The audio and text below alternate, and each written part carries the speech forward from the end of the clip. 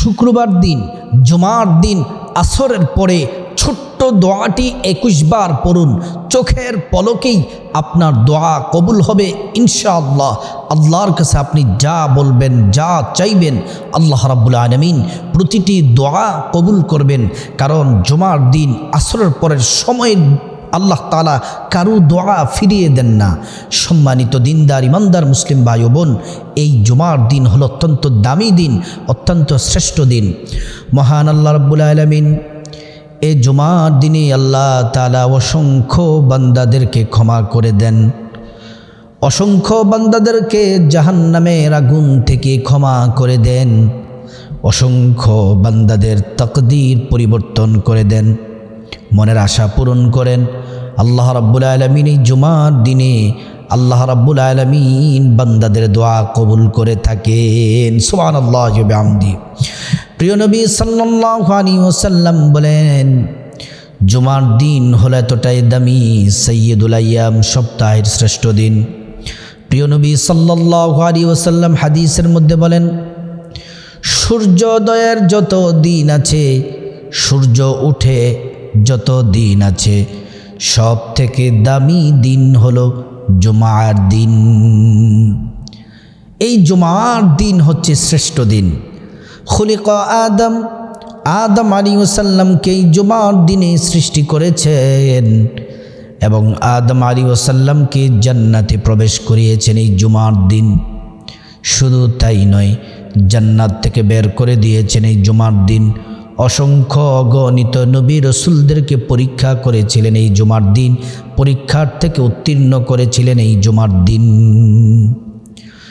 এই জুমার দিন আল্লাহ তাআলা কিয়ামত সংগঠিত করবেন, সব কিছু আল্লাহ তাআলা শেষ করে দিবেন, ধ্বংস করে দিবেন।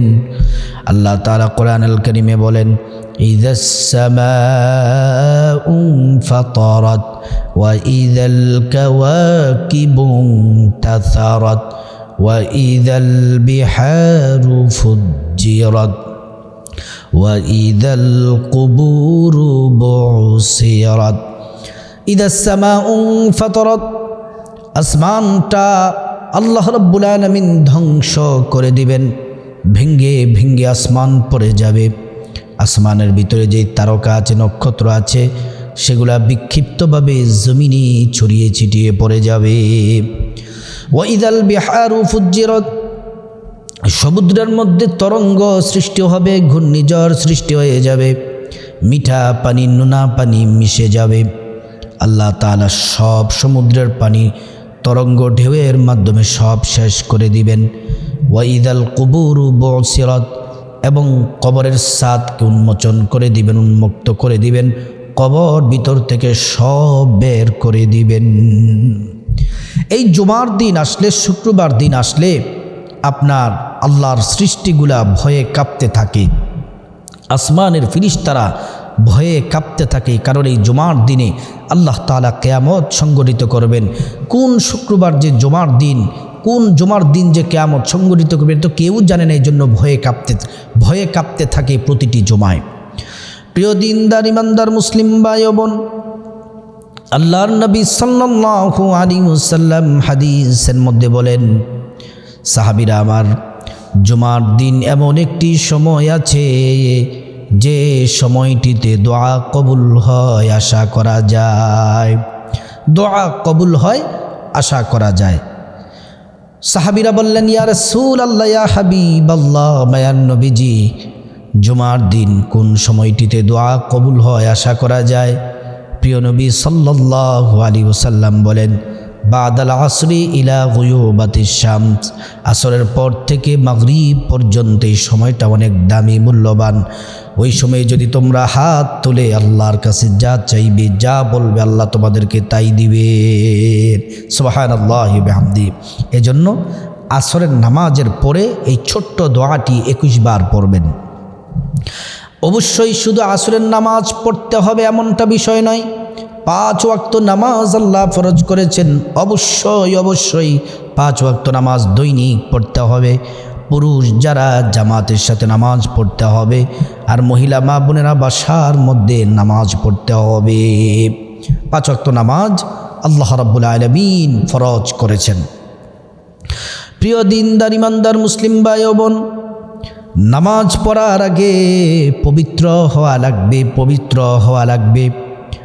গোসল সুন্দর করে গোসল করবেন, তারপরে সুন্দরভাবে উত্তমভাবে ওযু করতে হবে। আল্লাহ রাব্বুল আলামিন কোরআনুল কারীমে বলেন, ইয়া আইয়ুহাল্লাযীনা আমানু ইযা কুমতুম ইলাস সালাতি ফাগসিলু। আল্লাহ রাব্বুল আলামিন বলেন, হে ঈমানদারেরা, ইযা কুমতুম ইলাস সালাহ, যখন তোমরা নামাজের জন্য দণ্ডায়মান হবে, ফাগসিলু, তখন তোমরা পবিত্রতা অর্জন করো, পবিত্রতা হাসিল করো, তারপর তোমরা নামাজে দাঁড়াও। কারণ অপবিত্র ব্যক্তির নামাজ আল্লাহ কবুল করবেন না, আর অপবিত্র ব্যক্তি যদি নামাজ পড়ে তার নামাজও হবে না। প্রিয় দিনদার ইমানদার মুসলিম ভাই ও বোন, আল্লাহ রাব্বুল আলামিন নিজে পুত পবিত্র। আল্লাহ তাআলা যারা পবিত্র থাকে আল্লাহ তাদেরকে ভালোবাসেন। কোরআনে আল্লাহ বলেন, ইন্নাল্লাহা ইউহিব্বুত তাওয়াবিনা ওয়া ইউহিব্বুল মুতাতাহহিরিন। দুই শ্রেণীর মানুষকে আল্লাহ ভালোবাসেন, এক যারা পবিত্র থাকে, দ্বিতীয় নাম্বার যারা তাওবা করে। সুবহানাল্লাহি ওয়া বিহামদি। এজন্য উত্তমভাবে আগে অবশ্যই ওযু করতে হবে, সুন্দর করে ওযু করতে হবে। রাসূল করিম সাল্লাল্লাহু আলাইহি ওয়াসাল্লামের শিখানো পদ্ধতিতে ওযু করতে হবে। ওযু যদি আপনি সুন্দর করে করেন, আল্লাহর পক্ষ থেকে দুইটি পুরস্কার পেয়ে যাবেন। এক নাম্বার পুরস্কার হলো ওযুর পানির সাথে আপনার জীবনের সব গুনাহগুলা ঝরে ঝরে পড়ে যাবে। দ্বিতীয় নাম্বার পুরস্কার হলো আল্লাহ সুবহানাহু তাআলা কিয়ামতের ময়দানে আমার আপনার ওযুর অঙ্গ প্রত্যঙ্গগুলোর মধ্যে নূর দিয়ে দিবেন, নূরে চমকাতে থাকবে, ঝলমল করতে থাকবে। প্রিয় নবী সাল্লাল্লাহু আলাইহি ওয়াসাল্লাম দেখেই চিনে ফেলবেন, আল্লাহর কাছে নিয়ে যাবেন, আল্লাহর কাছে সুপারিশ করে আমাদেরকে জান্নাতে পৌঁছে দিবেন। সুবহানাল্লাহি ওয়া বিহামদি।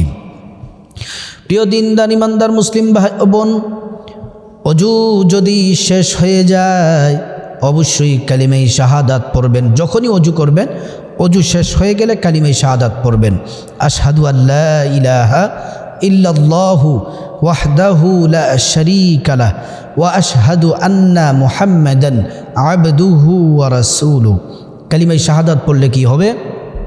কালিমায়ে শাহাদাত যদি পড়েন, আল্লাহ তাআলা জান্নাতের গেইটের ফিরিস্তাদেরকে ডেকে ডেকে বলবেন, জান্নাতের গেইটের ফিরিস্তারা সব গেটগুলা খুলে দাও, দরজাগুলা খুলে দাও। আমার বান্দারা যে দরজা দিয়ে মনে চায় সেই দরজা দিয়ে আমার জান্নাতে প্রবেশ করবে, জান্নাতের নাজ নিয়ামত ভোগ করবে, সেজন্য দরজাগুলা গেটগুলা খুলে দাও। তারপরে অবশ্যই আসরের নামাজ, পুরুষ যারা আছেন আসরের নামাজ জামাতের সাথে মসজিদে পড়বেন। আমার মা বোনেরা বাসার মধ্যে পড়বেন। আসরের নামাজ 8 রাকাত, 4 রাকাত সুন্নাত, 4 রাকাত ফরজ। নামাজ শেষ করার পরে একবার পড়বেন আল্লাহু আকবার, 3 বার পড়বেন আস্তাগফিরুল্লাহ আস্তাগফিরুল্লাহ আস্তাগফিরুল্লাহ। তারপর অন্যান্য দোয়া, নামাজের পরে যে দোয়াগুলা পড়তে হয় যাদের জানা আছে সেগুলা পড়বেন। তারপর 33 বার সুবহানাল্লাহ পড়বেন, 33 বার আলহামদুলিল্লাহ পড়বেন, 34 বার আল্লাহু আকবার পড়বেন। পড়া শেষ হলে এবার ওই ছোট দোয়াটি 21 বার পড়বেন। পড়ার আগে অবশ্যই 3 বার দুরূদ শরীফ পড়বেন। দুরূদ শরীফ কোন দুরূদ পড়বেন? নামাজের যেই দুরূদ আছে দুরূদ ইব্রাহিম পড়বেন। আল্লাহুম্মা সাল্লি আলা মুহাম্মাদিন ওয়া আলা আলি মুহাম্মাদ কামা সাল্লাইতা আলা ইব্রাহিম ওয়া আলা আলি ইব্রাহিম ইন্নাকা হামিদুম মাজিদ। আল্লাহুম্মা বারিক আলা মুহাম্মাদিন ওয়া আলা আলি মুহাম্মাদ কামা বারাকতা আলা ইব্রাহিম ওয়া আলা আলি ইব্রাহিম ইন্নাকা হামিদুম মাজিদ। দুরূদ ইব্রাহিম পড়বেন। দুরূদ ইব্রাহিম পড়া শেষ হলো, শেষ যখন হয়ে যাবে এই ছোট্ট দোয়াটি 21 বার পড়বেন। ছোট্ট দোয়াটি হলো সাইয়্যিদুল ইস্তিগফার। আর সাইয়্যিদুল ইস্তিগফার যারা না পারেন, ছোট্ট একটি ইস্তিগফার আছে সেটি বলে দিব। আগে সাইয়্যিদুল ইস্তিগফারটি বলে দেই। আল্লাহুম্মা আনতা রাব্বি লা ইলাহা ইল্লা আনতা خلقتني وأنا عبدك وأنا على عهدك ووعدك ما استطعت أعوذ بك من شر ما صنعت أبوء لك بنعمتك علي وأبوء لك بذنبي فاغفر لي فإنه لا يغفر الذنوب إلا أنت তারপরে আপনি যারা সাইদুল ইস্তিগফার পারবেন না ছোট্ট ইস্তিগফারটি পড়বেন আস্তাগফিরুল্লাহ আস্তাগফিরুল্লাহ আস্তাগফিরুল্লাহ। তারপর 3 বার আবার দুরূদ শরীফ পড়বেন। আর যারা জটিল ও কঠিন রোগ আছেন এই দোয়াটি 11 বার পড়বেন। ইয়া শাফিআল আমরাজ ইয়া শাফিআল আমরাজ ইয়া শাফিআল আমরাজ। তারপরে মুনাজাত করে আল্লাহর কাছে যা চাইবেন আসরের পরে, জুমার দিন আসরের পরে আল্লাহ প্রতিটি দোয়া প্রতিটি চাওয়া মনের তামান্না পূরণ করবেন। আল্লাহ রাব্বুল আলামিন আমাদের সবাইকে জুমার দিন আসরের পর এই ছোট দোয়াটি পড়ার 21 বার পড়ার আল্লাহ তাআলা তৌফিক দান করুন।